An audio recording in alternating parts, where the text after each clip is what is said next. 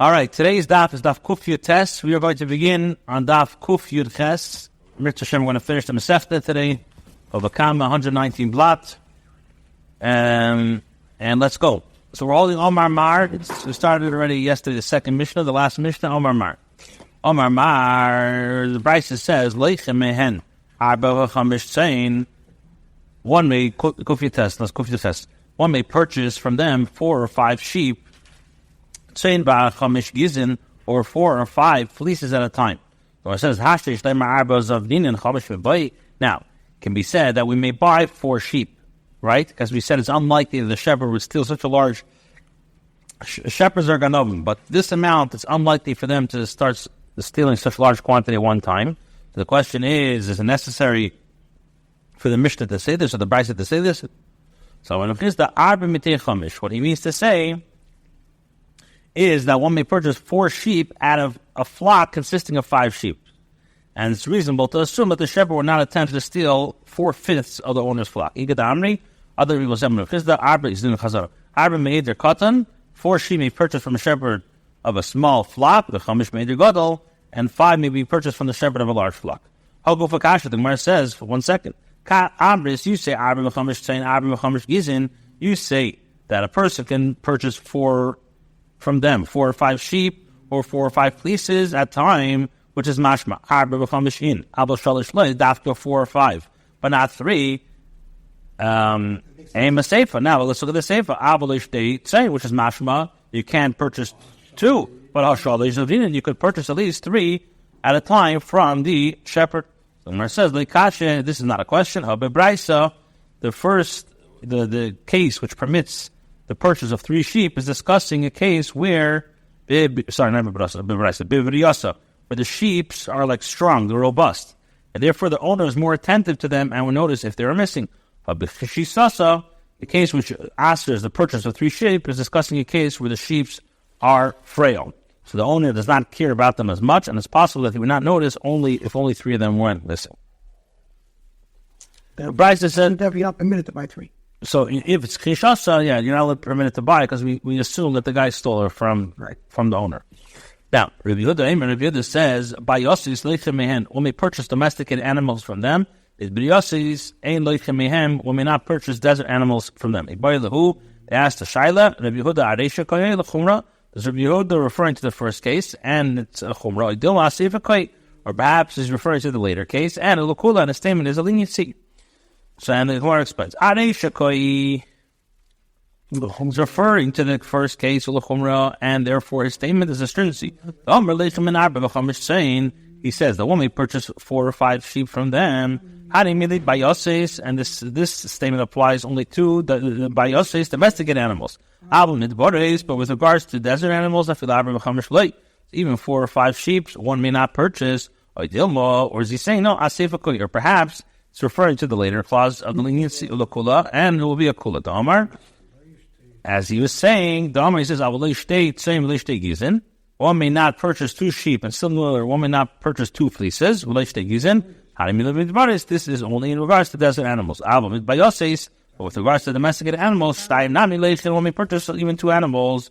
So is it a chumrah or a kula? The Gemara presents an answer. Tashma, come and we'll bring our raya to the shaila. The Tanya will learn that a brayso, read it says, Leichen by Yosef. You got the picture? Okay. Leichen, when we post in the group. Leichen by Yosef mehen. One may purchase domesticated animals from them, but leichen mehen type. Leichen mehen with boris, and one may not purchase desert animals from them. Well, one may always purchase 4 or 5 sheep from them. Now, so it says midomer b'chol mokim, from the fact that he said that 4 or 5 animals may always be purchased. Must be that Rabbi Yehuda's statement is referring to the later case. Ula kula, and Rabbi Yehuda is going with a kula. Shmamina, you can learn from here that Rabbi Yehuda's taka, his kavana is as a kula. Mishnah says, and one may not purchase wood and produce from produce wash. Shvisasa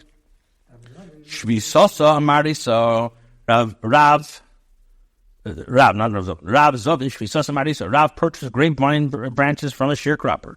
Abaye says, well, but then we learn in the Mishnah that one may not purchase wood and produce from produce watchmen. So Rav said to him, Hani mili b'shemer. This is in regards to a watchman. Unless they go for the army day, he has no share of the land in itself. But with regard to a sharecropper, the isli b'kabe, he does have a share in this. Ema midanashei. He could say that he's selling merchandise from his own share of the land. And since it's plausible that the sharecropper is selling his own property, it's permitted to buy from him. Now, the Gemara cites a brisa which discusses purchasing items from a watchman. When it comes to, with regards to produce, the produce watchmen, when we purchase produce from them, when they are sitting, and selling the produce. And baskets are before them, and scales are before them. As in these circumstances, it's reasonable to assume that they are not selling stolen merchandise. Yes. Yeah. And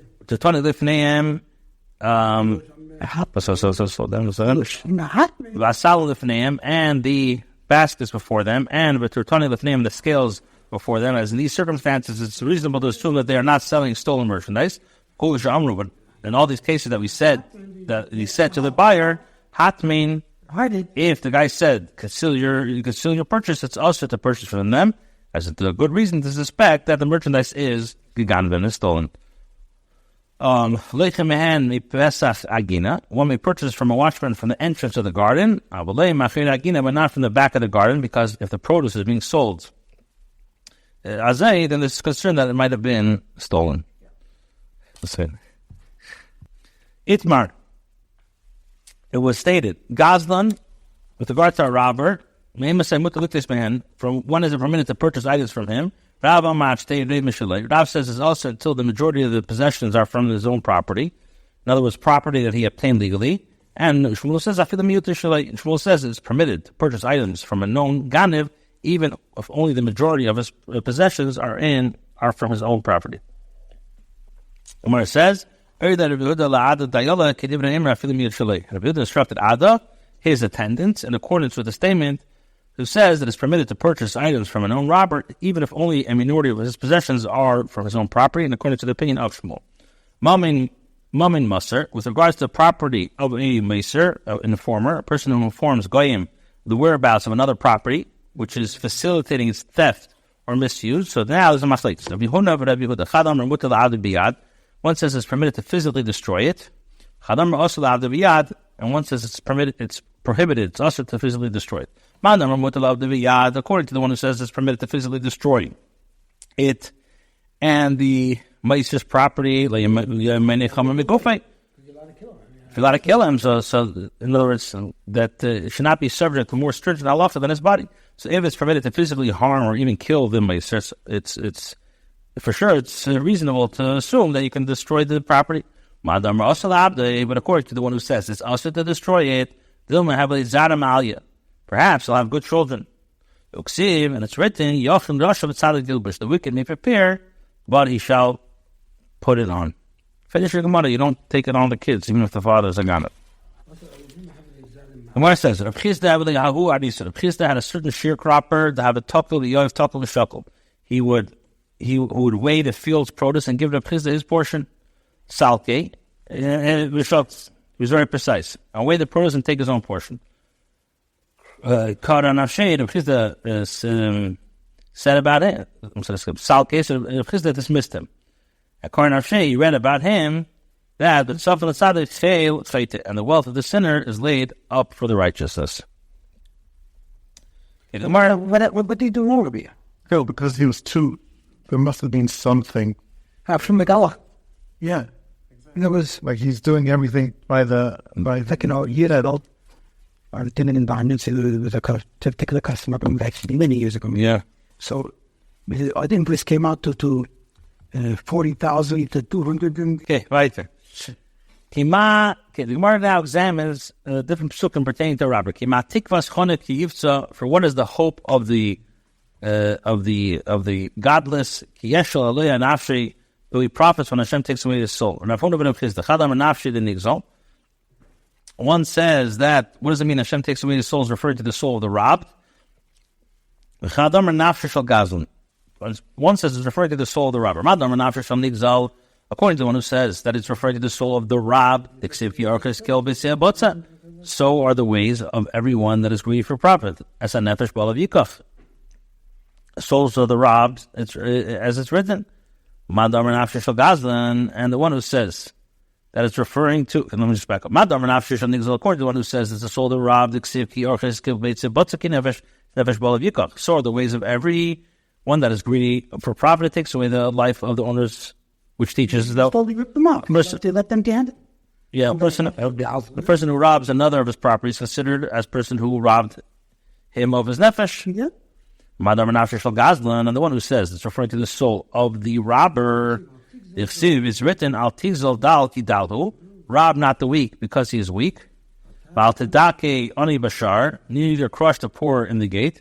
Hashem Yoni Brivam, for Hashem will plead their case. The Kavas give him a nefesh, and the spoil of life, those who despoil him. Now, but according to the other opinion, in other words, the latter one, it says clearly, takes away the life of the owner, which is mashma that the soul of the rob is taken. So Gemara says, "My ba'alav." What is, according to his opinion, what is the meaning of the owner thereof? Ba'alav the hashta is referring to its current owner. In other words, the robber would require the stolen item. It says also in the spoil of life, those are the spoil, which is mashma that the soul of the robber is taken. So Gemara says, "No, my tam comer." What is the reason? In other words, my tam the kovas kivim. What is the reason that Hashem will despoil the life of those who despoil them? From the kobi nefesh, it's because they despoil the soul of their victim. Says, if a person robs another person of a shama pruta, it's considered as though he takes his soul from him. Like it says, so are the ways of everyone that is greedy. It's nefesh ba'alav yikach. It takes away the life of the owner thereof. And it says, and they shall consume their harvest, your bread, your sons, and your daughters. In other words, since they will consume the harvest and bread, it's as though that they consume one's children as well, because there will be no food for them to eat. And it says, from the extortion of the children of Yehuda, and they have shed innocent blood in their land. And it says also, and for Shol, for his bloody house, because he put to death the Gibeon. What does it mean? And it states, and if you say that the robber takes only the victim's life, but the lives of the sons and the daughters are not taken. Explaining now why you run down all three psukim, why you need all three psukim. Right. What does it say? Right. It's a pasuk in Yoel. There's a pasuk in Shmuel. So the chesed now, my v'omer. What does it mean v'omer? It says v'chitem nefesh tidei. And if you say that the robber takes only the victim's life, but not his children, tashma. That's what the pasuk says. B'sar banav v'nesav, the flesh of his son and his daughters. Now, if you're going to say this applies only where the robber does not give his victim compensation for the stolen item, but where he gave compensation for the stolen item, then maybe he's not comparable to a murderer. Coming here from the pasuk, from the extortion of the children of Yehuda, because they have shed innocent blood in their land. In other words, extortion is referring to forcing someone to sell an item that doesn't want to sell. Yeah, and this is a form of robbery, as the pasuk we see. The pasuk equates it to a murderer. And if you're going to say this matter applies only where he committed the robbery by direct action, but if you committed it through an indirect action, then maybe the transgression is not as severe. Come and hear the pasuk. It says al shol vel beis hadamim is for shol and for the bloody house. Al asher hemis is at givenim, because he put to death the givenim. Where do you find that Shaul killed the Gibeonim? And it says that he killed the Gibeonim. You must speak on him, but due to the fact that he killed the residents of Nev, the city of Canaan, who would provide the Gibeonim with water, it's the Torah ascribes blame for their death as though he had killed the Gibeonim himself. Which it says, I will leave him in Anashim, but one may purchase specific goods from women in certain places. When when we purchase from a woman woolen goods in Yehuda and linen goods in Galil, but not wines, oils, and flowers. And also you're not allowed to purchase from Avodim, and not from children. Abba Shol says, a woman may sell items for up to 4 or 5 dinars in order to make a cap for her head. We assume that the husband allows her to sell these items in order to purchase additional articles of clothing. And if in all these cases where they told the buyer Zav Garnish conceal his purchase, Usher is prohibited to enter into a transaction. Charity collectors may take something worth a small amount for a woman, but not something worth a large amount. Why? Because it's possible that they do not have permission to give away expensive items. Okay, now, what does it say about what's the deal of charity? What's the deal? But you had before. The woman sells a couple items to make a kippah. No, but I'm saying, what's the deal with garbage stock? Anybody, or anybody. What does it do with garbage stock? Any person. Okay. And with regards to olive pressers, the woman purchases from them olives in a substantial measure. And oil a substantial measure, as there's no concern that they would steal such a large amount. But not olives in a small amount, and not oil in a small amount. Now, when we purchase olives in small amounts from women in the upper Kolel, because at times a person is embarrassed to sell olives at the entrance of his house. So he gives some olives to his wife, and she sells it. So since there was a reason to presume that the woman have been given the rights to sell the olives by their husband, it's unlikely that the woman will sell them without their permission. As even a small amount missing would be noticed due to their great value. We assume that the olives are being sold with permission. Arrived at Bein Mechuzai. Also, the Bein Mechuzai, the woman of Bnei Mechuzi came and tossed chains and bracelets before him, so that he could distribute the jewelry as tzedakah. And he accepted it from them. But we said about a gabbat tzedakah may accept something worth a small amount from a woman, but not something worth a large amount. He says, so basically, how can you accept jewelry which is worth a significant sum, right? In business. So, Ravina said to him, Hani, the Bnei Mechuzai, don't know. For Bnei Mechuzai, they're very rich people. These chains and bracelets are considered something small. Therefore, it's permitted for me to accept it from them. All right, the last mission of the Helika Masechta Bava Kamah. Moichin Sha'akoivis Meitzi. Strands of wool. You have the picture now, you know. There's going to be something I'm not going to be able to explain so well in words, but there's a picture of it, so. Okay. Moichin Sha'akoivis Meitzi. Strands of wool that the launderer removes from the garment belong to him. Hara'elu Shalei.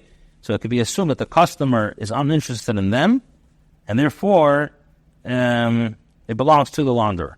The strands that are the carder, in other words, one who prepares wool for use as textile, in regards to strands of the one who prepares wool for use as a textile,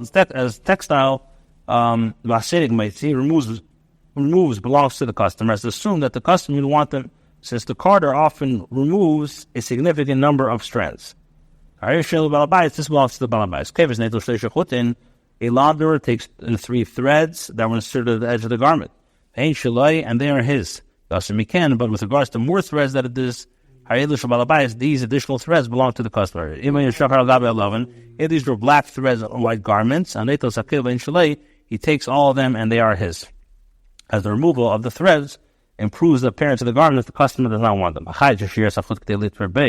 the case of the tailor left enough threads attached to the cloth that it could be used in order to sew with it, or let's say a patch of cloth that were 3 by 3 left from the cloth given to the tailor by the customer, these items belong to the balabais. That which a carpenter removes from a like a tool that belongs to him, because this tool removes only small shaving of the wood, which the customer is uninterested in it, and the chisel, the slave belongs to the guy doing it. But if he removes with an axe that so balabais belongs to the customer. If he's doing his work in the domain of the balabais, afan asar balabais, even the sawdust belongs to the customer. But then everything belongs to There was worth some. It's funny because nowadays wood chips are, you put them into like boards and stuff like that. They use it. All right, we learned that. We have to one more moment. So when we purchase strands of wool from a launderer, because they are assumed to be his. A launderer may take the two upper threads of garment, and they are his. A carder should not place in a piece of cloth more than 3 stitches for each loop that he attaches to the cloth in order to stretch it out, as this causes the cloth to overstretch and it requires trimming. One should not card the cloth along its warp, in other words, vertically, but only horizontally. You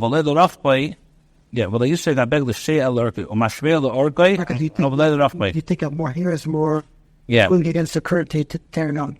He may even out the cloth by cutting it along its length, but not along its width. And if he comes to even out the cloth by removing it up to the tefach, then Rashi, it's permitted for him to do so. Okay, Omar Mar, the Brisa says that the launderer may take 2 threads, but we learned in the Mishnah that Shalish, he could take 3. Like Kasha, it's not a question. How about Lime? The Brisa which says that he could take 2, that's talking about regard to thick threads. How about Katine? And the Mishnah that says 3 is talking about thin ones. Now, it says, one should not card the cloth along his warp, but only on the weft. We learned in the Brisa Mamish, the opposite. And for the Gemara, like Kasha, the Brisa which asks carding along its warp, that's talking about an ordinary garment. But with regards to the Brisa which says that allowing one to card along the warp, that's with regards to an elegant cape, which is made of aesthetics appearance, and therefore it improves by carding in this manner. Maybe in this, but that's the Mitzias. And a carder should not place in a cloth more than 3 stitches of each loop. Rabbi Yirmiyah says, with regards to the definition, the term stitch, does the drawing needle in it and out constitute 1 stitch? That's the pictures. Or perhaps, right? I say about the needle. Yeah, but no, it's a different thing. Or does the needle have to be 2? Does it mean in and out? Does that constitute 2 stitches? 2 stitches. Take we go to Puma. Okay.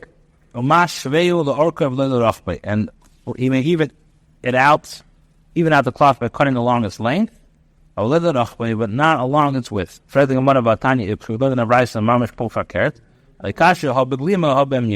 The Brisa which says that one should even out the cloth along its length, that's talking about regarding a garment. You said material. You cut it, just fold it over in half, and you cut it by the yard. You can cut it right. You look and look. So, and the Brisa which says that one should even it out along its width is talking about regarding to a belt, as the width of its belt is more noticeable than the length while it's being worn. Now the Gemara is going to discuss a Brisa that discusses which items may be purchased from this carder. When we not purchase strands of thread from this carder, because we assume that the guy's aganav is not his.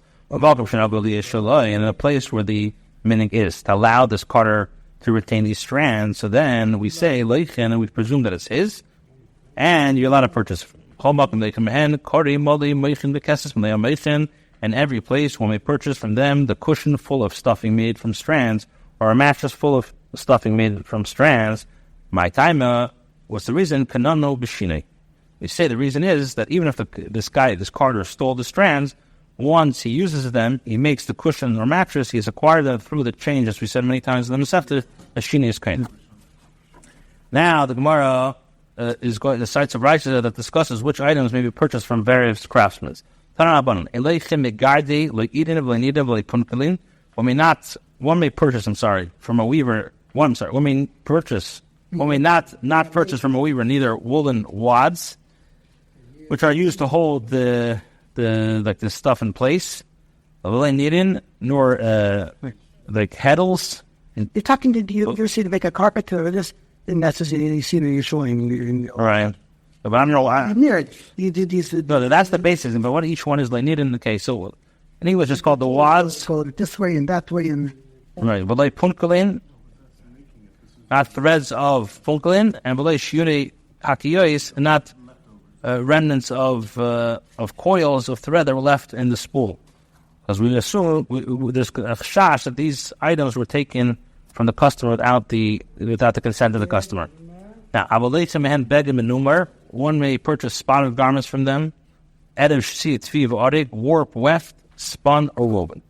Amri, the Gemara says, Amri hashatvi shakli. Now, if you say you may purchase spun wool, despite the fact that it undergone only a small physical change, boy is necessary about woven wool, which has undergone even a greater shini. Where it says, my orig, what does it mean? Woven, take is change, which is only a minor physical change. One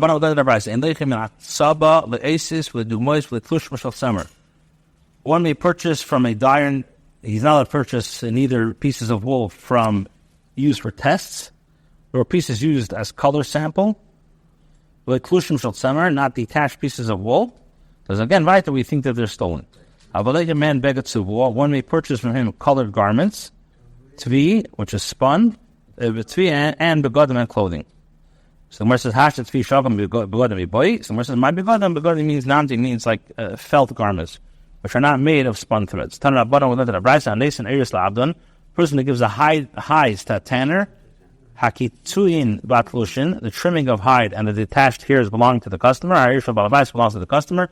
But the substance that comes up while being washed in water, that usually belongs to the tanner. Now the Mishnah says, what does it say? Well, one person's garbage is another person's. If the threads were black on white garments, so then the launderer may take all of them. A launderer is called katsar in Aramaic. The katsar shakale, and he takes the short shreds of wool for himself. All the threads, even those usually removed from the garments, are counted towards the minimum number of a thumb length between the hole through which the tchelis is inserted for tzitzis. My son is particular about these threads and makes sure that the garments is of the proper measurement, even if the threads were to be removed. Mishnah says, a tailor who left enough threads attached to the cloth in order to sew it, his threads belong to the customer. How much thread? To the customer. You're talking black. Shear is the coat is to the. The thread belongs to the customer. Okay, so if Fred says something different, he says the and how much thread is necessary in order to be able to sew. Rabbi says the length of a needle outside the needle. Say two, and the other is wrapped around, or it's like two needle like. Put to my. A shadow was raised before the Chachamim. When Rasi says that the thread doesn't mean milei machat, v'chus l'machat k'milei machat, does he mean the size of the needle and that beyond the needle? And it must be an additional amount of thread equivalent to the size of the needle. Or perhaps he meant that it must be the size of the needle, and that beyond the needle there must be any minimal amount. In other words, Rasi is saying that the thread must be 2 needles length, or slightly more than 1 needle's length. In the case of a tailor who left the thread attached to the cloth, but was less than the length necessary in order to sew with it, or let's say it was a patch of cloth that is less than 3 by 3. If the balabais is makbid, then it belongs to the balabais. But the Beina Balabais Makbid Alei, and then our Eilu Shalei belongs to the tailor. Now, so he says like this: Kid. Huh? In Syria. The one? Cried to his mother. Yeah, the host of whatever. Cried to his mother that he is the temple. That took results. That's the tailor. Yeah, we learned about it. We learned about it. Granted, if you say that he offended the tailor. Granted, if you say that Rabbi meant to say that the thread must be the size of the needle, and beyond the needle, there must be an equivalent of the size of the needle. Then, so since a thread which is less than the length is still fit to use as stitching of a loop, but if you said Rabbi meant that the thread must be the size of the needle, and that beyond the needle there must be any amount of additional string, so less than that, what's it used for? That the customer might want to keep it. It must be the size of the needle, and not beyond the needle. Okay. That which the carpenter removes belongs to him, but what he removes with an axe belongs to the customer. When asked the Shaila, that which the carpenter removes with this tool, that which is severed with a saw belongs to Haril Shabalabayas, but with regard to that which comes out from under a drill or under a plane, or that which is scraped by the saw, in other words, sawdust, Haril Shalay. Whereas the Mishnah asks that the carpenter may keep what is removed from this tool, and the Brisa rules belongs to the customer. So the Gemara says, Amarava, Ba'asa the Tana Didan, Ika Tarti Chatzini. In the place of the Tana of our Mishnah, are two kinds of blades used by the carpenter. The larger blade is called an axe. The smaller one is called a matzad. Ba'asa the Tana, Barda is Chatut Ika. In the place of the Tana of the Brisa, there's only one carpenter blade. Matzad, and it's called a matzad. So the matzad referred in the Brisa is actually an axe, and the rulings are therefore they're congruent. They're alike. That's for Albus. Yeah. And if he was doing this work in the domain of the customer, and even the sawdust belongs to the customer. Stone chiselers are not in violation of gezel. They take leftover chips of a rock.